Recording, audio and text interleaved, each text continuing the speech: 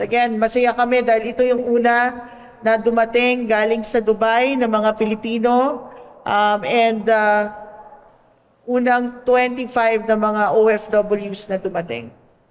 We're very hopeful that there will be next, I would say next batches of OFWs coming home to us. In due time,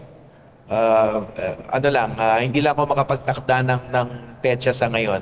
But rest assured, we're working hard 24/7 to bring our people home as directed by the President. So this will start the supposed repatriation effort, no, para yung 25 OFWs and their and 2 children, 23 OFWs and 2 children na dumating today will be the start. We are currently, ayoko lang mag-disclose ng detalye, undertaking efforts to repatriate our dear OFW. So I'll leave it at that muna. Ayoko magbigay ng masyadong detalye, but if the question is this just the beginning, then the answer is yes.